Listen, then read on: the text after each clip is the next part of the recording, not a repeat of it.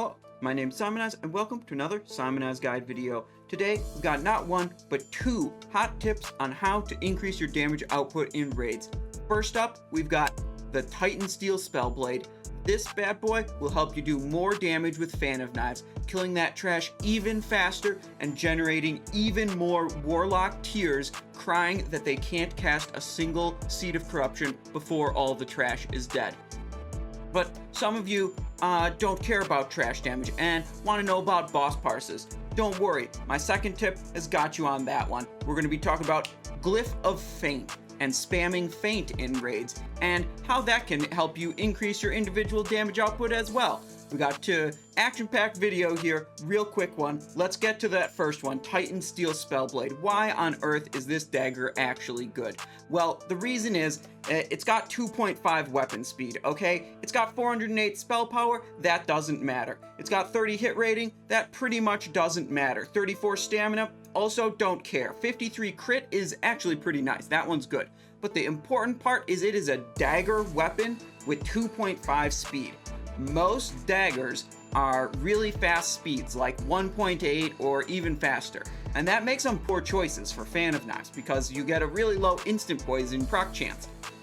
This one is a very weird exception, being 2.5 speed, and that causes some really weird interactions with the bonus damage with daggers that's inherent to Fan of Knives and how attack power scales into your physical damage for Fan of Knives. I ran Titansteel Spellblade through the simulator, comparing it to Calamity's Grasp for AoE situations, saw that it was like over 3000 DPS ahead on 8 enemies, then looked at like, I don't know, 3 or 4 other combinations. I was convinced. I bought 3 Titansteel Spellblades, enchanted them all with Berserking, so each of my rogues got one. So we're going to be popping off with Titansteel Spellblade, using Fan of Knives in raids from here on out, as at least one of our weapons. That's great.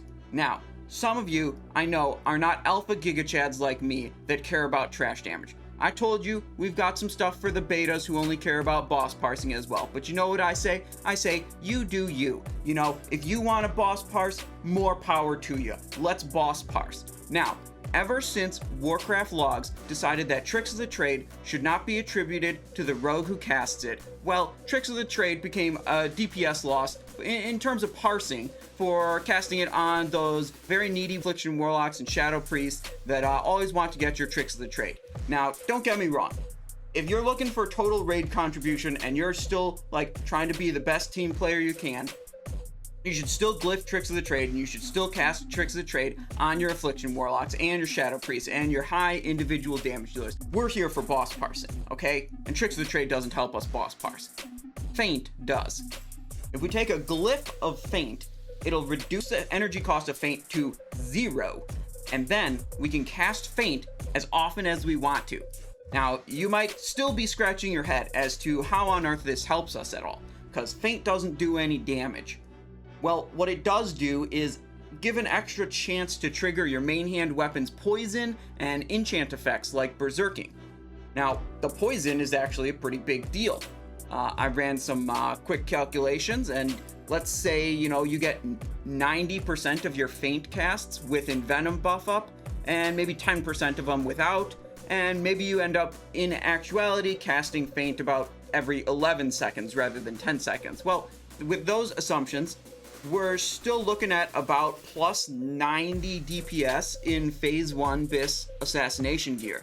Now, that's not earth-shattering or world-changing, but it's more than 1% DPS gain.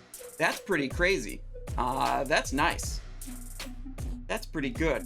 If you want a boss parse, you can glyph Feint and spam Feint. Just try to get as many of them as you can during an Envenom buff for extra chances to trigger poisons and enchants at no energy cost to you. So wonderful. Let's take some guesses in the comments how long it'll take for either of these two new tech ideas to be nerfed. Not many things I talk about end up getting nerfed, but some of them do. Maybe this one will. That Titansteel Spellblade being 2.5 speed really just feels like a mistake on Blizzard's part, so we'll see what happens with that. But I'm gonna pump with it until it does get changed. Thanks for watching, and have a good day. Thanks for watching the Simonize Show. If you haven't already, be sure to hit that subscribe button. Can't wait for more sweet videos Links are on screen that you can watch right now. Be sure to join the Discord server and pop by on Twitch to catch me live. Links to both are in the video description. Thank you for watching and have a great day.